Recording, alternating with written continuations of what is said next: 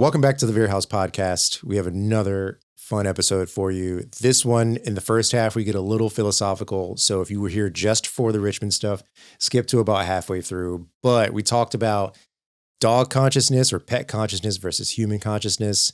We talked about some controversy around ugly houses and modern houses in the city. What else we talk about today? Yeah, we had a fun one. We talked about the new female counterpart to, what's his name? Nutty the Flying Squirrel, basically like the Flying Squirrels mascot. So that'll be coming to Carmack's Park over Mother's Day weekend. We talked about the Melungeon people of Colonial Virginia, which is actually super fascinating. During the episode, I was saying like Mungeon or something, but I was meaning to say Melungeon. So that's the proper pronunciation, I believe. So forgive me on that one. And then at the end of this episode, we talk about a marijuana-themed sandwich chain that's coming to Central Virginia. So there we go. Yeah, lots of different topics. We had a fun time. Enjoy the episode.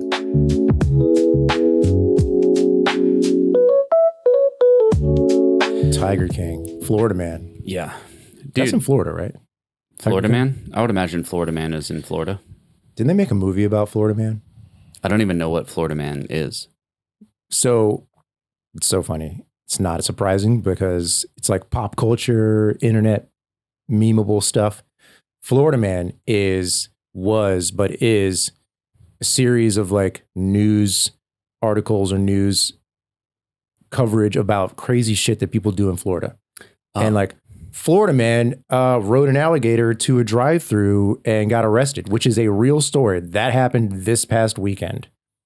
That's insane. Yes. Okay, so it's like Florida Man's not a person, it's an idea. Florida Man is a way of living. Yeah. Yeah. Oh, I love that. As somebody who used to live in Florida, I'm on board. I like Florida Man rides a motorcycle 30 miles with no helmet on and makes it home safely. Yeah. Florida's a whole different universe. It really is. It's a different place. I haven't been there in years and I didn't realize it at the time. But when you get there, like the pressure rises a little bit. It gets real muggy and because you're riding into the swamp. Yeah. Especially if you're driving. Like coming out of Georgia, you're like, what just happened? Yeah. Air got real thick. And then you're on the highway for like 6 hours. Yep. With nothing to look at. Straight shot all the way down.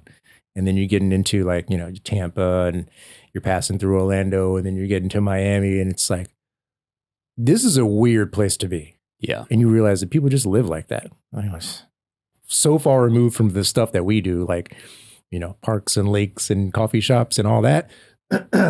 Florida Man rides an alligator to the drive-thru. Yeah.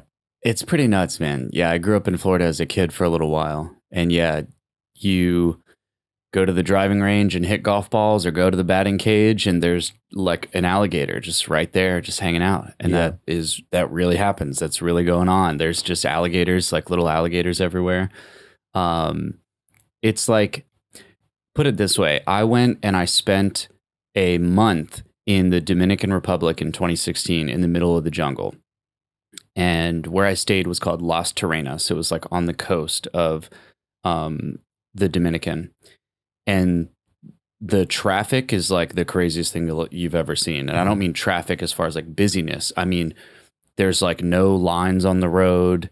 You don't know if the road is like one way or two way. Yeah. It's like insane. People are just, the cars are literally just bumping into each other and running into each other. There's mopeds going through and people yelling at each other and people throwing chickens out the side of their pickup truck. It's like the craziest thing ever. Yeah. If you pick that up out of the middle of the jungle in the Dominican and you just plop that in the middle of Florida, that's basically what it is. Yeah. You know? Yeah. And you just multiply the number of Nissan Altimas by like 200 and welcome to Florida. State car of Florida, the Nissan Altima. Definitely. Man, the Nissan Altima and the Nissan Maxima, if you're rolling deep, you got the big pockets, you get the Maxima. That car has done more for hip hop and rap than a lot of other cars and you know, sought after effects and things. I don't know how or when it became like the official car of doing hood rat stuff. Yeah. It is. And it's just known like that forever and ever now. It is. It definitely is. There's one of my like all-time favorite memes it says like when you're going 120 miles an hour in the left lane, but there's a Nissan Altima behind you. And it's like there's like a car in the rear windshield, like laying on the horn and flashing your lights. And it's like, yeah, if any car is going to be like riding your ass on the highway when you're booking it at over 100 miles an hour, you see someone come up behind, it's a Nissan Altima for sure. Yeah. I think my mom had an Altima for like 6 months and then she traded it in. She was this close to being like having hood rat energy. Yeah. She was on the cusp, but she traded it in before she got swept up in the excitement, in the rush of being a true degen. It's not a car, it's a lifestyle. It's a way of living. Yeah. Yes. It's like a motorcycle gang that you didn't know you joined. It's an unofficial club because like you get a Nissan Altima, you're like, oh, I got a sensible Nissan, Japanese, reliable, good economy or good fuel economy, low maintenance. And then it's instead of going home from work, you're at the vape shop. And you're sitting in the parking lot blasting music and eating chicken wings. Like, how the hell did I get here? Yeah. Or you accidentally drove through the front of the vape shop. Yeah. It said open. So I went in. Just didn't get out of the car. Oh man. Yeah. Yeah. We're not ragging on anybody that has a Nissan Altima or had a Nissan Altima. But just know that we know. Yeah, we know you're in the club. Yeah. New club is getting ready to open up, which we talked about on the last podcast. And it's the club called CarMax Park. That's right. And did you see their new edition of their mascot? It is Natasha, the female squirrelette. What? Yes. So I think like Nutty the Squirrel is like the official mascot of the Flying Squirrels. Yeah. Well, now he has a girlfriend. Her name is Natasha. N-U-T. Natasha. Oh, no. Natasha the Flying Squirrelette. And she's got a pink baseball jersey and everything. If it couldn't get more just cringe is the word I think a lot of people would use. It's just like look, when the Flying Squirrel mascot came out, I thought it was a joke because previously it was the Richmond Braves. Right. I'm like, Braves? Solid. Cool name. Yeah. Great logo. You had the redskin sticking out of the diamond, which I thought was super cool until they moved it downtown. And then they changed the name to something to be more approachable, I think is the way they would probably describe that. Squirrel, the least threatening animal on the planet. You say that, dude, but my dad has a scar on his hand from capturing a squirrel when he was a young boy. And today he is 73. He'll be 74 in April. And every day he looks down and sees a scar from the squirrel that bit through his hand. You did say young boy. Yes. Right? Yes. My point exactly. A young boy versus a squirrel. Young boy, 0-1 at this point. Have you ever held a squirrel? No, but I held a gerbil and it bit me. Okay. So maybe they're pretty vicious after all. I was also in elementary school. Dude, when I was in elementary school, I had a hermit crab and I actually still have the scar on my hand where actually that might be from something else. I can't remember, but I had a hermit crab and I was probably like 6 or 7. And dude, it just latched down on my hand. And I was like, at first it didn't hurt that bad. And then I started yelling and I was like, Dad, what do I do? And like, I waited and nobody answered and I had no idea what to do. And it hurt so bad. And dude, I just took it and smashed it against the wall. And I will say, I apologize. You know, I was 6. I didn't know what to do. Please don't hold me accountable for my actions. But yeah, dude, it bit down on my hand so hard. Yeah. And I had no idea what to do. And I just took it and smashed it against the wall. Isn't it crazy to think about the pets, the animals that they let like kids? We were kids. Like, yeah. I remember being a kid. I was an idiot. I didn't know anything. Yeah. I didn't know how to handle any situation. But they give us like living things to care for.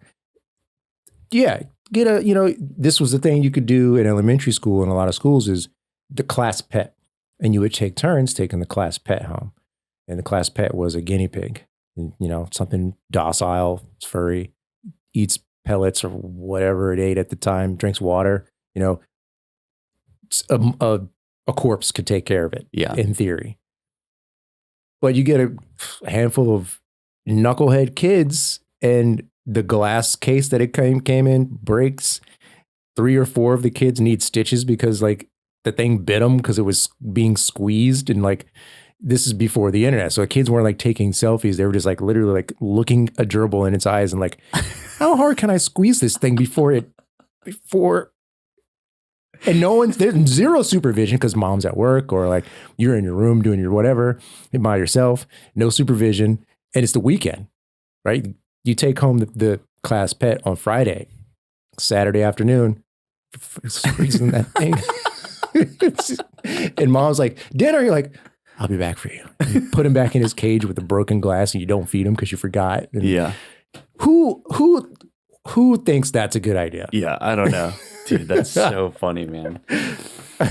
Yeah, when I was in like middle school, maybe it was high school.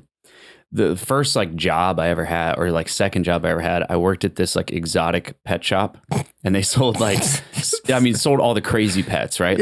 Literally, dude, no joke. They sold like snakes and like these crazy reptiles and lizards. They sold sharks, like little baby sharks. They sold caiman crocodiles, like all the dangerous stuff that like you would not want your small child to have. Yeah, like these little crocodiles would bite your finger off straight up, and that's where I worked. And as I started working there, I like really got into it and I was like, damn, these are cool. And I started buying snakes as pets. And by the time I was graduating high school, I had like a 7-foot mangrove snake. I had probably like a 3 or 4 foot, it's called a Dumeral's boa constrictor. So I had a boa and like, dude, it was like this big muscular snake. Yeah. I had this really cool one. It was called a southern hognose, which almost looks like a rattlesnake, but they're nowhere near as dangerous, but they look very similar. And yeah, that was like my pet of choice. And all my siblings had like, little gerbils and like, cute little things. And I had like all these like terrifying snakes. I had like some snapping turtles. Like I had all the crazy pets. You had the animals, the pets that you would feed class pets to. Yeah. And not surprising at all. Yeah. My stepsister was not a fan. I can imagine. Yeah, because that is what we did. Like you have, they call them pinkies. They're like little tiny mice. They're feeder mice. Yeah, You're 8 years old and you're literally mass murdering a helpless creature to feed your snake. Yeah. Florida man. Right. Yeah. It's it's weird when you think about it. It's a little bit weird. Yeah. I mean, on the other hand, right, people have kids have lizards. And lizards is kind of like the gray area because it's like, it's a tiny dragon. It's a dragon. Yeah. It's just really small. Yeah. And it doesn't eat anything that's like a big deal. It eats they eat like crickets and little worms and cockroaches and like worms. So you're like, oh, I was going to throw this stuff in the garbage anyway. Here, you eat it. Yeah. Versus a snake where you have to like go get a mouse or a mice from like the pet store. And it's like, oh yeah, these mice are specifically made for food. It's like, this is a weird chain reaction of events. I'm just buying living food and feeding it to a monster. It's no big deal. Yeah. Well, and, even as somebody who, as a kid, had pets like these, as an adult, I look back and like almost conceptually, the whole idea of like pets is kind of weird and confusing. It's look, I get it. Yeah. Like a dog is one thing, like, because people are like, dog, it's man's best friend, and I don't have a dog. Like, and I love all animals, like I really do. And I used to, I think part of me thought like, yeah, there's no way I'm an empath, but I do. Some like even, I had a cat for a while, and I'd always find myself just like sitting looking at the cat, and I'm like, I feel bad because I feel like this cat is just sitting in my house bored. Like, shouldn't it be out like hunting mice or something? And it would probably be way happier doing that. And yeah, it's like this part of me where I'm like, dude, what am I going to get a pet for my own selfish reasons and then be like, yeah, you live in my house now. Yeah. And like, I don't know. Look, I'm not going to lie. That is the thought that like struck me like you've seen those cartoons where they have an epiphany. Instead of a light bulb, it's like a lightning bolt that strikes across their eyeballs. Yeah. It was like, does this thing even want to be here? Right. Why is it okay walking around in circles and going outside twice a day or shitting in a box? I have questions. Yeah. And I just went down that thought process and I was like, okay, I don't think this really, I have a hard time wrapping my head around why this makes sense. And once you start thinking about it, you can't like unthink it. That's the thing. It's like, I love animals too. Animals usually love me. It's a thing. Yeah. Dogs, we're always going to be best friends. Cats, sometimes. Cats are dicks and everybody knows that. But they're usually fine. Yeah. But I look at the dog and the dog is looking at me like, you going to open that window so I can get out of here? I'm like, it's not my house, man. Yeah. I don't know what you want me to do. And I know that there are bonds and like special bonds between pet owners and their pets and dogs and people. I've just seen both sides, like, seen a group of dogs running around in like South America, right? Where dogs are just kind of everywhere. Yeah. They're not pets. Yeah. You can probably have one as a friend because you feed it every day, but it's going to go off and do dog stuff. Yep. And that's kind of like where I think that's like the natural habitat or like the natural state of like a dog is just like doing dog stuff, roaming around, humping other dogs, getting in fights in alleys, making friends with deer. I don't know what they do. Yeah. Scatting in the, bebops and scatting in the forest and like playing a drum kit on a cartoon. I don't know, but they're not doing it in the house with you. They're doing what you're doing, which is sitting around watching TV. Yeah, dude. Well, and we were talking about history before we clicked record, and dogs definitely still serve plenty of purposes. Yeah. And it's one thing if you talk about like, especially rescue animals, right? Then it totally makes sense. It's like, yeah, you create an environment for them where they can thrive and survive and be happy and be fed and be taken care of and live a happy life. Mm-hmm.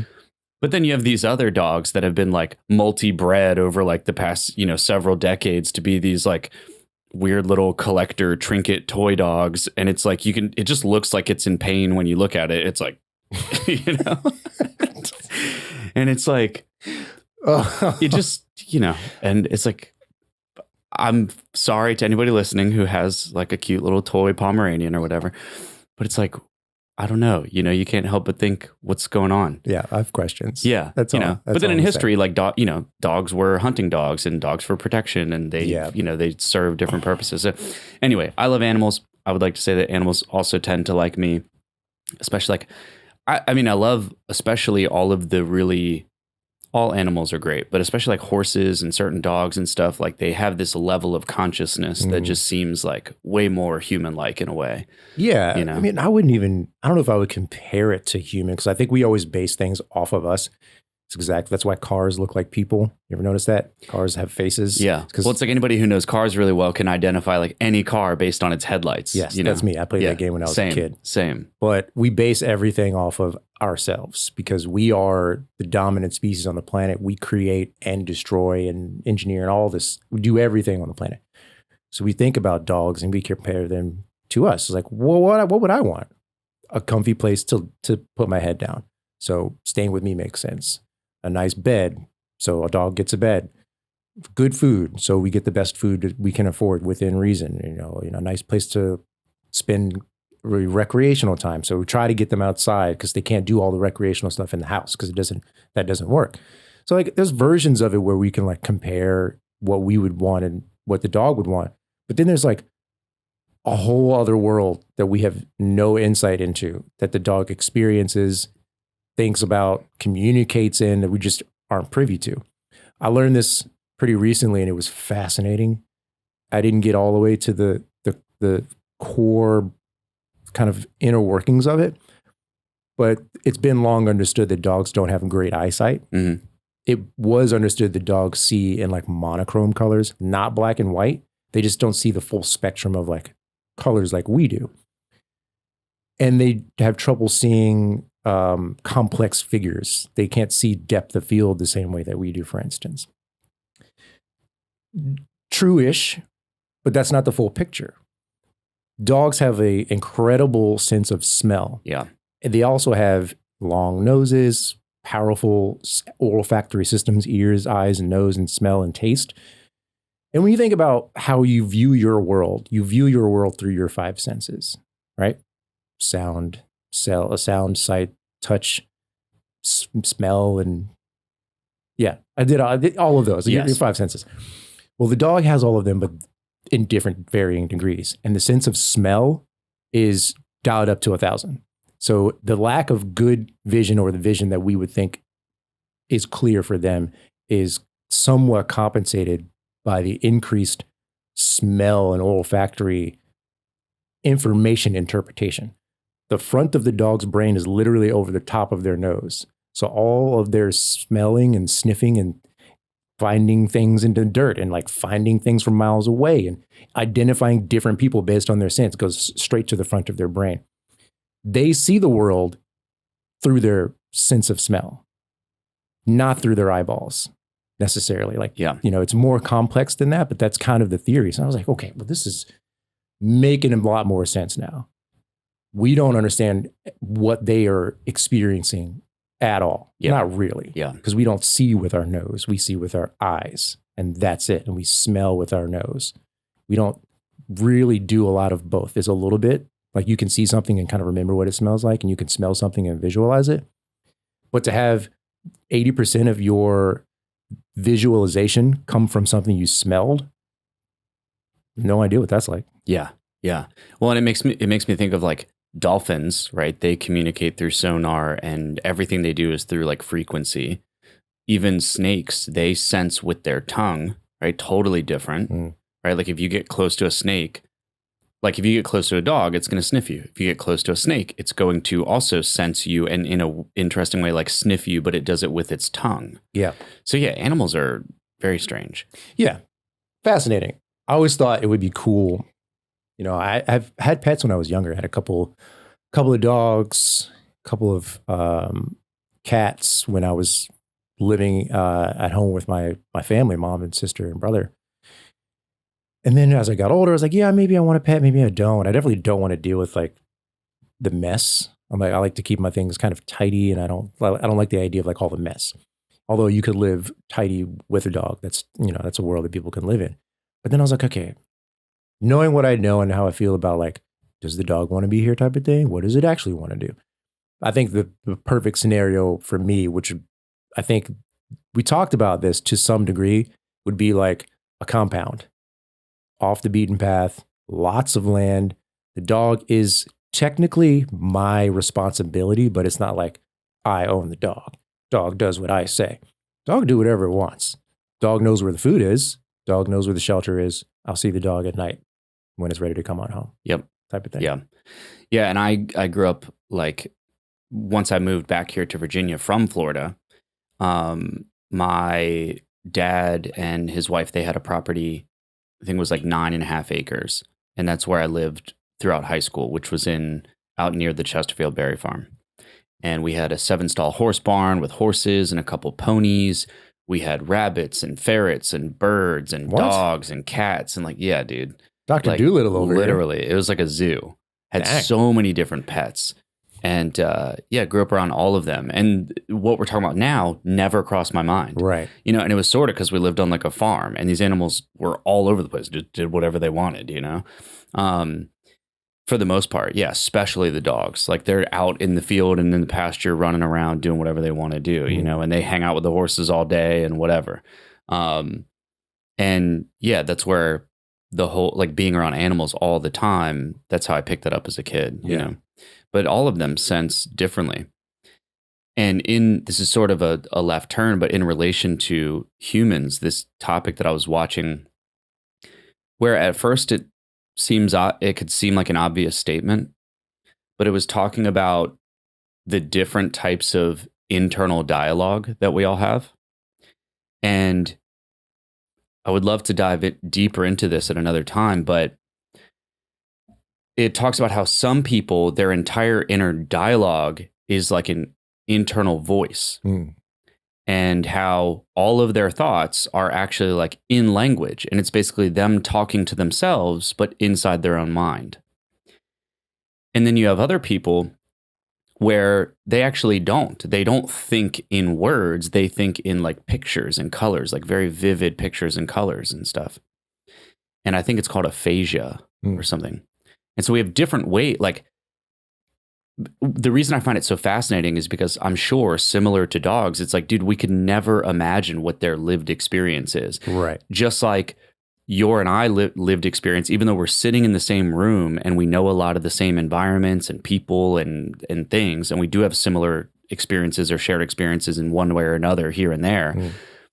Like we could never experience what it would be like to be inside someone else's mind, because someone else may see the world totally differently just based on the basic fundamentals of how they speak to themselves, essentially. Yeah.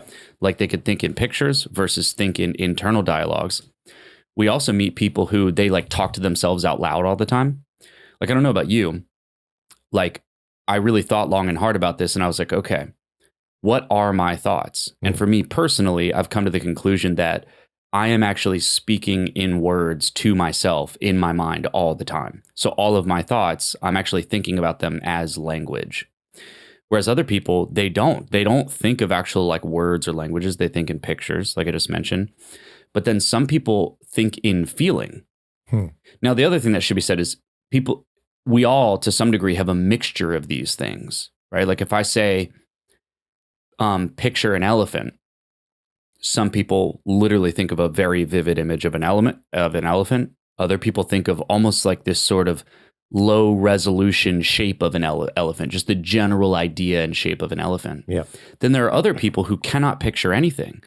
And they've done studies where those people become adults and their entire life changes when they realize and they learn that their entire life up until that point when they discover this, that other people in conversation are able to imagine things in their mind. And then they realize, wait, so when you're saying picture an elephant, that's not just like a figure of speech. You can actually picture an elephant like in a certain scenario in your head. And the other person would say, yes. And they're like, what? And it changes their entire life. And some of these people, they become depressed and suicidal because they feel like, what? Like I'm experiencing life wrong because I can't envision this in my mind. And they make up about like 5 to 10% of people.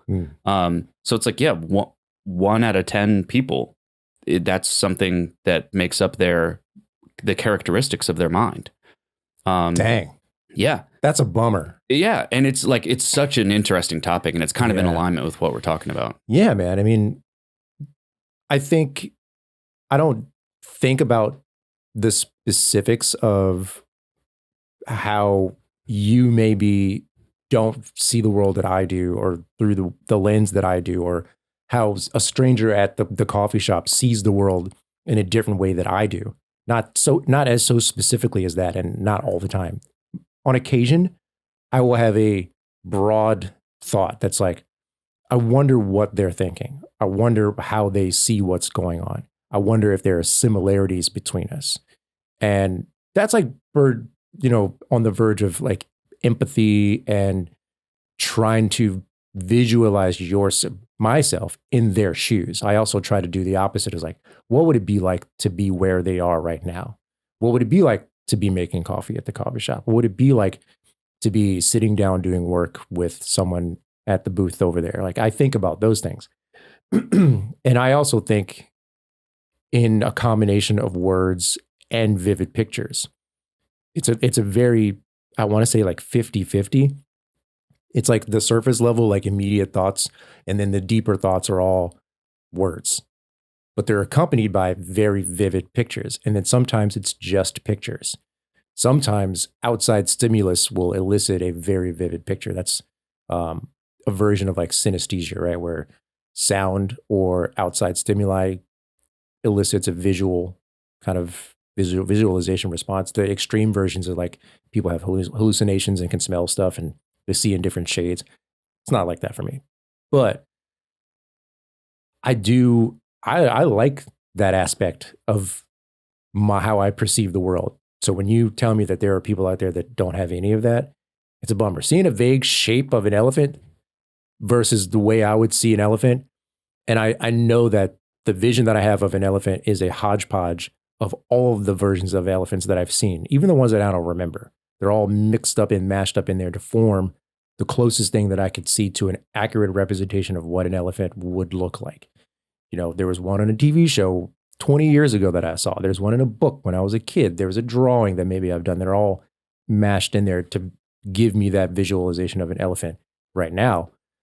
But to not even have that, even though you've seen one, is like, that's tough. Yeah. And there's so many other elements of this too. The other couple ones were the empath angle, where people think through feeling.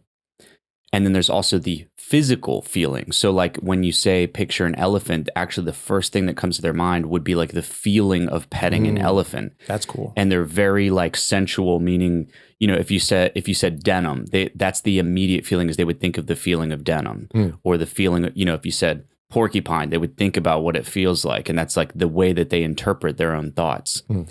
And I don't know if this is true, but I think about myself and how when, I live alone, I don't talk. I could watch the funniest movie and I'm just sitting on the couch deadpan.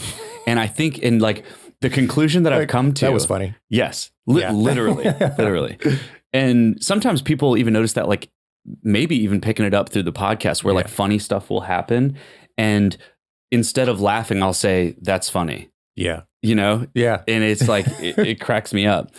And my conclusion that I've come to is that the fact that I'm always talking to myself in my head is almost why, because it's like I'm not physically expending the energy to talk because I'm already talking to myself. And like in my head, I'm laughing, but I'm just not laughing out loud. And I don't know. That's the conclusion that I've come to so far. Yeah. I also live alone, and nowadays it's more of the internal conversations, talking through work while I'm doing it at home, talking through my to-do list, talking through big thoughts and theories. And a combination of that is also visualization, imagining things that I want to happen. I want this thing to look like this. I want this scenario to happen. I need to build this thing. What does it look like? So it's a combination of those things. And the inner monologue is, I think I heard a comedian say this, like the inner monologue, you can't turn the volume up on it. You can't turn the volume up on when you hear a song in your head. Like imagine hearing one of your favorite songs. Yeah. Now turn it up. Nothing happens. I got nothing. Yeah. It's like the same volume. Yeah. Weird. It is. I don't know what that is, but yeah. Interesting. Yeah. I don't know. Sometimes I feel like I'm like not even a real person. It's like all like life model decoy of Myke Metzger. Yeah, kind of. You know, or like, in The Simpsons where you're just like a floating head inside of like a mason jar. Yes. Yeah. I actually know that reference. Yeah. You know, and not that I feel like a floating head on a jar, but I don't know. I often think I'm like, there's no way people are like sitting around having this experience because this is a weird ass experience. Like, I don't know what's going on. You know what's here. funny? I, for a long time, thought that my experience was wholly singular and no one saw the world that I did, like I do. And it's a very isolating feeling. And I feel like a lot of people, especially young people, feel like that, where and if they're having big, profound thoughts that are like shaking the base of their belief system, they're like, what? There's no way that all of my friends feel like this. And chances are they don't. It's far more likely that there are hundreds, if not thousands of people that share very similar experiences, from the way that you view the world, from the way you feel about it, the way things look to you and sound to you. There are so many people on the planet. It is mathematically implausible or illogical that you're the only one to ever have that thought that way at that time for that reason.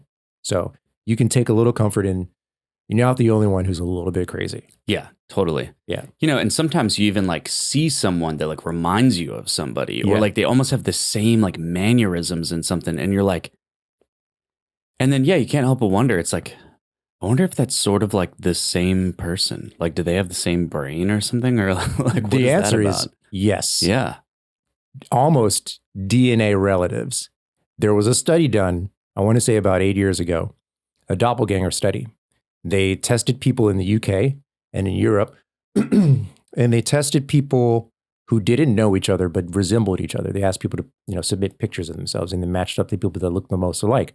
Or if someone knew of another person that said, my friend said I look just like this person. And they tested their DNA, and then they gave them a cognitive test, behavioral test, an IQ test. They tested them all of these parameters to see if there were similarities. And then they tested a control group of people that weren't similar at all. The findings were that if someone looks like you, sounds like you, has the same hair as you, the same eye color as you, they're the same height, same build, same face structure, same voice, but you're not related, you have a different family name, you live on different sides of the planet, your DNA is almost identical. Wow. Technically, you are related. Yeah. Technically, you're identical, but you're just not from the same family gene pool. Wow. Interesting. Yeah. So you have a twin. Yeah. His name is, I don't know, Sean. Yeah. Or he lives in Belgium and also likes snakes and lizards and all that weird shit you did when you were a kid. Yeah. I mean, yeah, the chances are very high that you have an actual doppelganger. Back in the early Instagram days, I'll have to find this guy. I've got a screenshot of it somewhere, but people used to tag me on this guy's Instagram. And it's like a one person where I looked at it and I was like, all right, that's kind of freaking me out. Like that actually looks like me and vice versa. And we're like tattoos and all this stuff. And I'm like, dude, this is weird. And I'll have to like look it up and find it. But it does remind me of this talking point that we talked about just very briefly before we started recording. And I do think it's worth mentioning just because we're sitting here talking about like DNA and all this weird stuff. Mm-hmm. And I plan on doing a deeper dive on this topic and really learning more about it. But there was this race of people called the Munjin people. And they basically look like, I don't want to say light-skinned black people, but they look like almost like a combination of like black/Indian, but then with sort of like Caucasian style hair. Yeah. It's like a really interesting, weird, unique looking person. And they were around since the days of the Native Americans and in earlier like colonial America.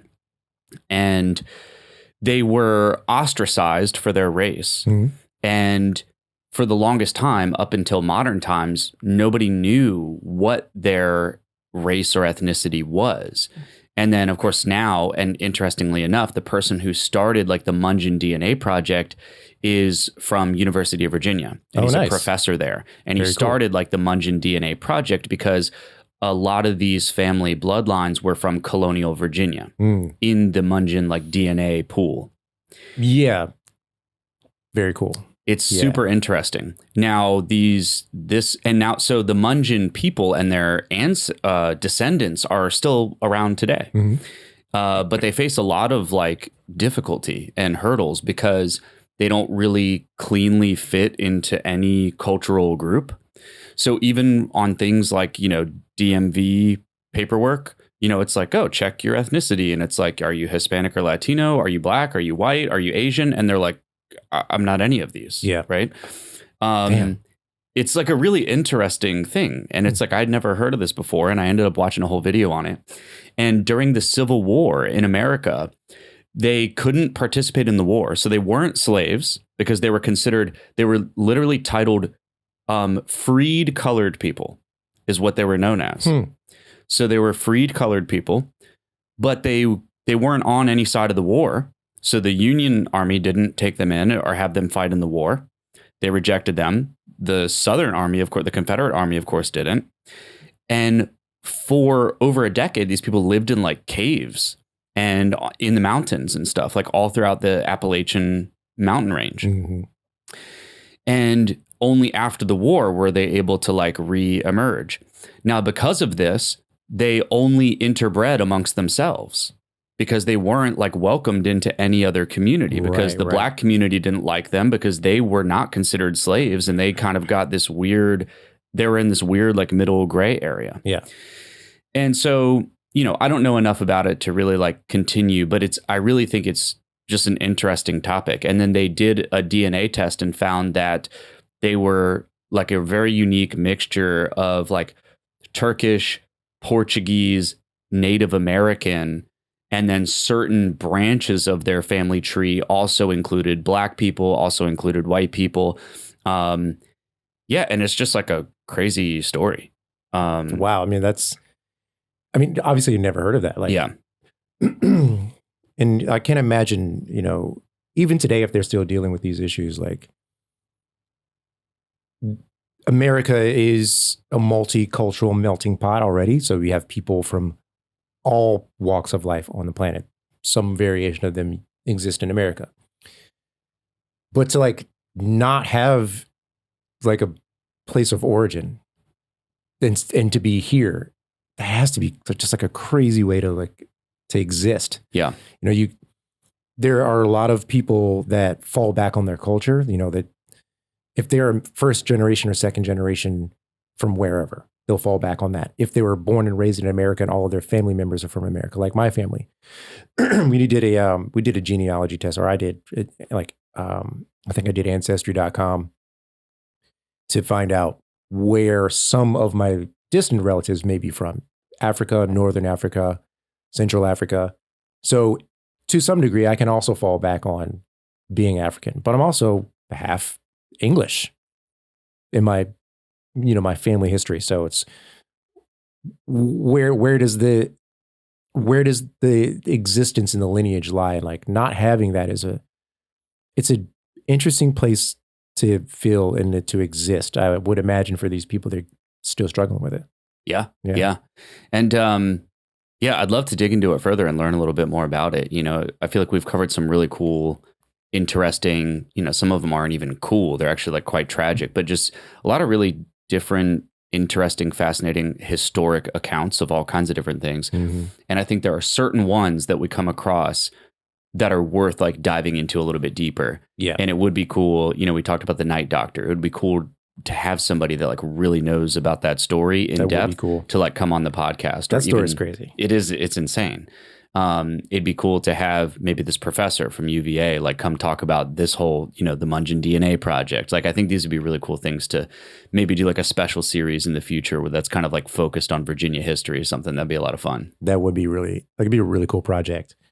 Do you remember, it's a while back, do you remember talking about this weird shaped house that just popped up in a neighborhood in Richmond that was like 3 stories and like blocked the sun and cast a shadow on like 1-story ranchers in this neighborhood? Where was that? Do you remember where that was? Yes, I think that was in Nova. It was like, Fredericksburg or something, Ashland, something like that. It's like, the house is hideous. Yeah. It's like super long and awkwardly shaped and really too tall for that block. And the guy got away with it because there was like no code that prohibited him from doing it. Right. Okay. Yeah.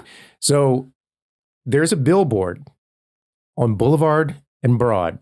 Well, Boulevard and like where Bowtie Cinema is, like right across the street from, was it Boulevard Burger?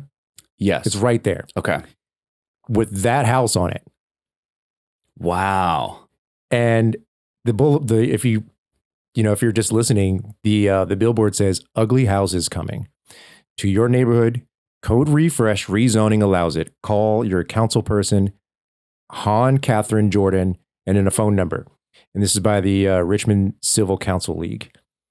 So they are trying to halt all of the rezoning that's been going on. Apparently, there is this program called Code Refresh, and it's supposed to rezone the majority of certain neighborhoods to make it easier and more effective or efficient for developers to come in and, put in some ugly houses, right. I guess. But I just thought that was interesting because we were talking about that ugly house and like, I guess more are coming and these people are trying to stand in the way. But the Code Refresh initiative began in February 2024 as an effort to improve walkability, upgrade zoning codes that haven't been updated in decades, and beautify the city's neighborhoods. Code Refresh is part of a comprehensive plan looking to strengthen affordable housing programs in the city. And the Richmond Civil League is trying to stop this rezoning because they're worried that we've already seen that the increase in development for residential is like at an all-time high. Yeah. Every time I drive down, whether it's in Scott's Addition or in the Fan or down Broad Street or in the West End or wherever, there is a new development. And they're going up so fast, I can't keep track of how many there are. And there was an interview with this woman, and her piece was basically to the effect of infrastructure support for that many people. What does that do to our current already inefficient and struggling infrastructure that's decades old that needs a revamp from top to tail? What is thousands more people in the currently already struggling neighborhood going to do to the infrastructure? Where are they going to go when they're not in their apartments or in their homes? Where are they going to park? Where are they going to go to school? Where are they going to go to recreational activities? Where are they going to exist? There seems to be lots of room for development, but there is no room for the people that are going to be here. We're already kind of seeing a little bit of that, where the support for all the people isn't quite keeping up with the capacity for the people to be here. Yeah. You build an apartment that can hold 3,000 people on a block that used to accommodate maybe 5,000. What are they going to do? There's nowhere for them to eat. They have to drive across town and go to the grocery store. There's nowhere for them to park, so you have to knock something down to build a parking lot or a deck. And I can see the argument there. It's just an interesting take on it. Yeah. And I'm on the fence with some of that stuff. I think when it comes to the big commercial properties and the big apartment buildings and like slamming them into small spaces, yeah, I'm not the biggest fan of that. But there's not a lot you can do to stop it. True. Money talks. And yeah, you got, buying up the Hardee's property and putting in a 12-story hotel. Good luck stopping that. Right. And the thing is, like, yeah, there's already nowhere. You can't even park to go to Nsuboka. How are you going to park to go to one of 800 hotel rooms? That's insane. Yeah, man. I don't know. We'll see what happens. But I would imagine it'll have an underground parking structure or something. I don't know. It won't be underground. It'll be a deck, and it'll be behind the building. Got it. Yeah. So, that's the one thing, is like the commercial stuff and apartment buildings and stuff. What I think of when I look at that billboard is modern architecture. And I do have like a soft spot in my heart for that, because first of all, I love design and architecture, and I love all of that. And I also served on the board of Modern Richmond, which is a nonprofit that highlights all of like the amazing designers and architects and engineers.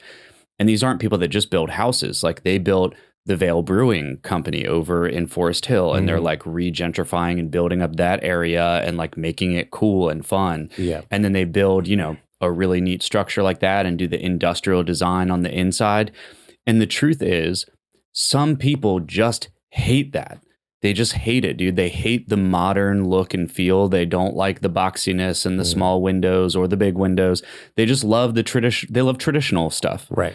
And I don't know who the people are behind that billboard, but there is like an army of people that just hate the modern stuff. And I'm one of those people that's like, I almost can't make up my mind, because I love, and I fall on this with a lot of things. It's like a love and hate with social media, love and hate with AI. It's like, I want the world to advance. I want progress and change and innovation and cool stuff. And I want, I love all of that. But then at the same time, I can't help but look at old chapels and stuff, and it's like, but that actually looks more advanced. Yeah. And that's older, right? You look at old street lamps, old benches and stuff, and they take far more craftsmanship and design than some of the stuff today. And so, yeah, I really do. I'm such a fence sitter on this one. Yeah. But I think that's what people hate, is people hate like and not to call it any particular house, but I actually like them all. There's some over on, I think maybe it's Grayland Avenue. Yeah, There's right here. Yeah. Yeah, I know. Yes. I was just thinking about that. Yeah. That, I think that house is awesome. Some people hate it, dude. They just hate it. I was living 3 doors down from that house when it was built. And that used to be a empty lot. It's a triangle, like an oblong shaped triangle at the end of the block there next to the bridge. And people just used to walk their dogs there. Kids would play there. It wasn't a city park. It was just an empty lot. Yeah. And then this person came in, started to develop it. And the neighbors and I, we would all talk. It was like, oh yeah, looks like there's going to be a new house on the block. Cool. And then they started to build like the structure. And then the outside of it was like cerulean blue and then the gray, and it was all rectangular. And then they like covered up the rest of the lot with like a big fence. And there's a pool back there. Everyone hated it. Yeah. For good reason. It was an eyesore. Yeah. It didn't look like it doesn't fit. Right. It there. definitely doesn't fit in. It doesn't fit there. It doesn't really look that great. It's cool because it is modern. And after some time, it grew on me a little bit. And I kind of in the same boat. Like I like the modern look and feel, but I also don't like things that like just don't fit. And I think that's the bigger one too. Is like, it didn't have to be there. Yeah. Now, if you're a homeowner and you've got the resources to buy up a super convenient lot, an empty lot in Carytown is a jackpot of a look. You can do whatever you want. Yeah. No one's going to tell you not to. Right. And I think the other part of the argument was that person gave no consideration to what it would do to the neighborhood. Yeah. And there's actually, there's 2 properties on the same block. Yep. There's one catty corner, maybe 2 doors down, that's a row house, but is now a similar like 3-story modern rectangular high rise. And then there's one at the very end of at Grayland, the next block up, that was there before both of those properties were there. Yeah. That place is amazing. Stunning. Incredible, but doesn't fit. Yeah. Yeah. That's the now only I do thing. know, because you beat me to it. I was literally going to say that because one of them, I forget the address, and we probably shouldn't mention it anyway, but Modern Richmond did a tour of that house and I've been in there and it's unbelievable. Like it's like, I've never seen the blue one on the inside, but I agree. The blue is a little much. Like it doesn't fit. It's not. Yeah, it's just not the right fit, you know? And it doesn't mean that the architecture is not great. It doesn't mean that the design's not cool, but Carytown is like a quaint little neighborhood with mostly small properties. They're all much older. It's like it doesn't fit that same vibe in the neighborhood.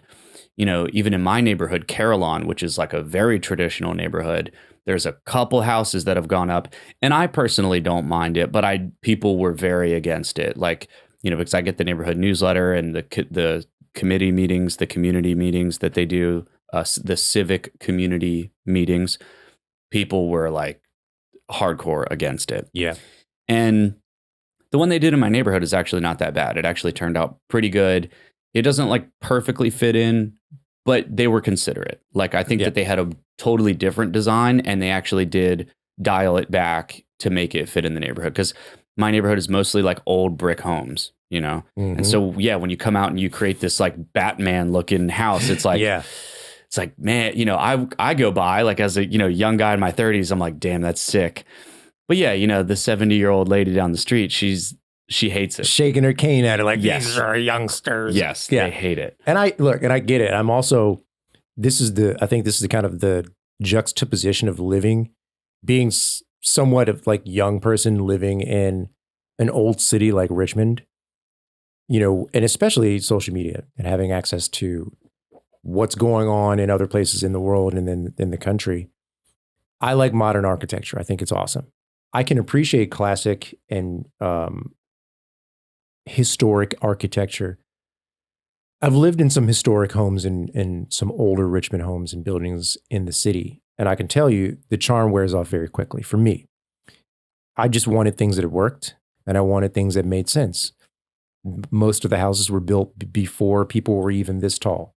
Most of the houses were built before people gave any consideration to wheelchair access, to hauling extremely heavy furniture in and out multiple times in a year.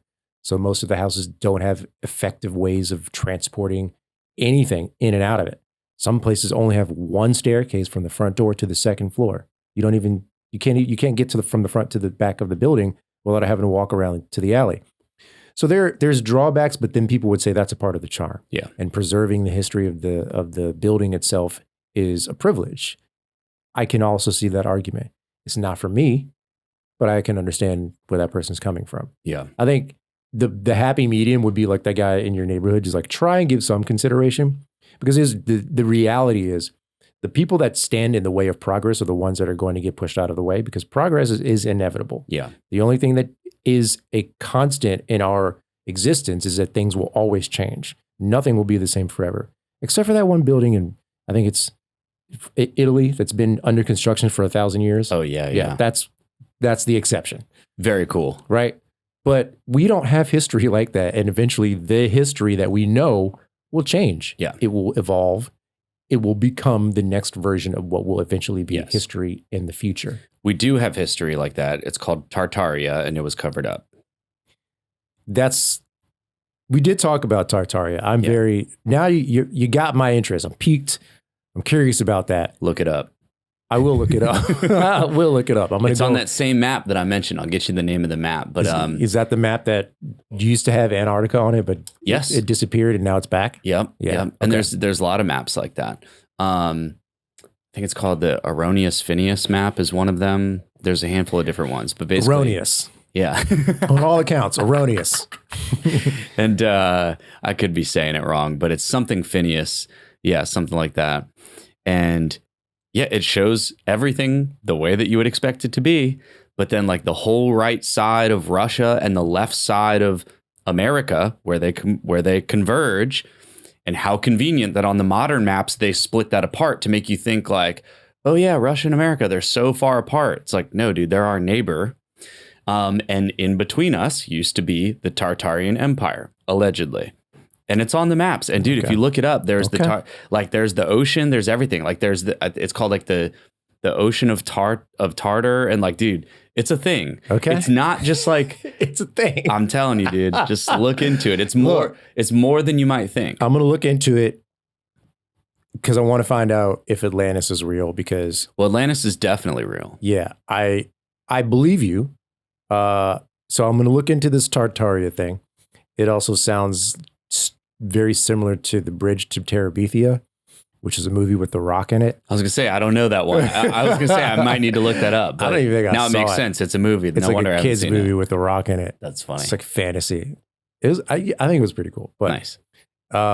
Yeah, Bridge to Tartaria. Yeah, I'll look that up. Yeah. I'm going to have a list of things that I got to look up. Totally. But I've been thinking about this. I know we've talked about this, and we put a little poll out on social media a couple of days ago. Basically kind of testing waters if people would be interested in like hearing us talk, like being in person and like seeing what we had to say, sharing some of our information. I'm still curious, and I think we need a little bit more feedback. So if you're listening, if you saw our post, that's one thing. That's great. If you haven't, if you're listening and you think it would be cool for Myke and I to do a little in-person, maybe even something of like a live Vera House, we'd love to hear from you. I think we're exploring that. I think it would be really cool. Yeah. And there's a lot of ideas floating around. The best way to do that is if you're watching this video, it could be on YouTube, Spotify, wherever you're watching or listening. There will be a link right under this video where you can actually text us. And that would be the best way to give us some feedback. Of course, you can leave a comment. You can leave a comment on Instagram or wherever. But feel free to send us a text, and you'll see a link right under this video that says "Got Thoughts." And yeah, it could be in the format of a live podcast. It could be a workshop. If people haven't been able to tell, our forte is in, content and media and production and marketing and all that stuff, which I think is very helpful for local businesses. And Perri's been spending a lot of time in his past, like going through training with companies and teaching executives and doing training material and stuff like that. A huge part of my career has been speaking and teaching marketing and working one-on-one with clients and brands and stuff. And yeah, we do a lot of that through Vera House as well. So yeah, whether it's a podcast or a workshop or anything, if you have ideas, like we're totally open to everybody's ideas as well. Yeah. And maybe we'll have a group running the 10K with us. Maybe. You going to do it? I'm not a runner. I'll wear a t-shirt and cheer you on from the sidelines. There we go. How about that? Yeah. Yeah. Or I'll start and then I'll just be at the finish line like I ran the race anyway. Dude, you'll have to get like a 160 pound like camera rig, like shoulder camera rig, and you'll have to run it with that, wearing that. Yeah. Or I could just get a golf cart and strap a camera to the top of it and say that I ran it instead. That would actually be pretty sweet. Yeah. Let's do that. Let's do that. Yeah. Dude, have you ever had a marijuana sandwich? What? So there's this chain opening, I think in Chesterfield. And It sounds like you had one before we started recording. I haven't, dude, but I figured we'll go ahead and wrap up today's episode and we'll go pick up a marijuana themed sandwich in Chesterfield. Themed, or does it have marijuana in it? Hard to say, dude. But marijuana themed sandwich chain planning to open in Chesterfield. And yeah, outside of the strange pot themed food, or outside of the strange pot themes, the food is actually really good, but it's extremely pricey. A foot-long sub is $12. That's not extremely. That's the same price as a Subway sub. Yeah, it's like, hold on a second. Maybe that's what people are paying in Chesterfield. You know, come to the city where we pay $18 for a coffee and $35 for a sandwich. That's more like it. Yeah, that's crazy. Anyway, this is on Richmond Biz Sense, and I can't actually see the full article, but what's it called? Yeah, I know. It's a bummer that we can't even like give them a shout out, right? I don't even know. Weed Something. Weed sandwiches are us. Yes, exactly. Let's see. Yeah, I don't know. We can't find out. I'm blocked by Richmond Biz Sense, but keep an eye out, you know? If you drive by a sandwich shop and it smells like pot, you probably found it. I think I got you. Okay. I think I got you. Marijuana themed sandwich joint puffs up in Chesterfield. This is Channel 6. Chiba Hut. A new sandwich joint coming to Chesterfield. Chiba Hut, a sub shop chain with cannabis theme, is slated to open this summer at Midlothian Depot. Whole Foods anchored mixed use development taking shape in Midlothian Turnpike, blah, blah, blah, blah, blah. Menu items at Chiba Hut are named after marijuana strains or words associated with the plant, such as ham Swiss pineapple sandwich. I don't know. Ham Swiss pineapple sandwich called the Pocololo, a Hawaiian term for marijuana, the Pacific Blue tuna melt, and the Panama Red chicken marijuana. I don't know what this means, but Chiba Hut's coming to Mechanicsville, Midlow, Chesterfield. Good luck. Yeah. Man, Mechanicsville, everywhere, huh? Yeah. Yeah, they're making a big splash. I mean, maybe, I don't know. I guess we don't know enough, right? Maybe they're super successful in other states. You know, I was super skeptical, but they actually crushed it, was Mellow Mushroom. Okay. I thought it was going to be lame, but they've been here for like 9 years. Yeah. So maybe it'll work. Yeah. And I mean, every time I've been in there, it's always busy. Yeah. Mellow Mushroom, yeah, they crush it. I haven't been there in a long time, and they have good pizza. Yeah. Like, it's actually pretty good. Yeah. Yeah, it doesn't compare to our local favorites, but you know. Nobody can touch our local favorites. I know, dude. I know there's arguments about the best slice in town. Yeah. I'm thinking, I got my top 3 at least. Yeah, for sure. I mean, the ones that come to mind, of course, Zorch, Pizza Bones. Fire and Hops is kind of slept on. That's also in you said Carytown. that. I don't think I've eaten there, but it's good. Yeah, they have good pizza. Ariana's is great. That's like a good kind of classic that's been great for a long time. People keep talking about 8.5. I don't think I've ever had pizza from 8.5. Yeah, I know that one is like a fan favorite, no pun intended, like literally a fan favorite, right? But for probably both of us, like it's in this part of town where it's like, dude, I'm just never going to go over there to get pizza. You know, it's like I don't hang out over there. You know, we used to go to Bovine all the time, and like that'd be a different story. Is like, you know, you go over there, and that's kind of in that somewhat same area. You know, you're over there closer to campus and stuff. Yeah, I just don't hang out over there, so there's just closer, easier options if I'm going to pick up a pizza. I mean, Zorch is at the top of the list for me because it's right there. It's always good. It's reasonably priced. Even if it's busy, you can still walk in and get a slice. Pizza Bones, for sure. It's just super fresh. It's crispy. Yeah. I had the pizza at Whole Foods today. Yeah. Surprisingly good. Yeah. Yeah. The like at the actual pizza bar, right? Yeah, where they make it. Yeah. That is good pizza. You know who has a good frozen pizza that's like easy to pick up is the Fresh Market. over here by Elwood's. Yeah. And only because like it's actually super affordable. Basically, it's a huge pizza. It's already pre-made, ready to go, and they're like $10. Yeah. Aldi was doing that. They might still. I haven't been in a while, but yeah, like the pre-made, you just toss it in the oven, like 20-inch pizza. Super clutch. Yeah. Like if you're having a party or you're just hunkering down for a long weekend. Yep. It's great. It's a great go-to. Yeah. Now, last recommendation is, speaking of the fresh market, they have a frozen pizza. They're like the only local grocery store that carries it. And the pizza brand is called Home Run Inn. And dude, I mean, as far as frozen pizza goes, probably one of the best frozen pizza I've ever had. Really? Yeah. And I'm a Red Baron guy. Like just Red Baron's like usually my go-to. Yeah, that's a good one. I mean, I don't discriminate against pizza. It's all I'll good, eat man. any pizza It's for real. all good. And like, I couldn't eat pizza for a while because Bummer. I was trying to diet specifically.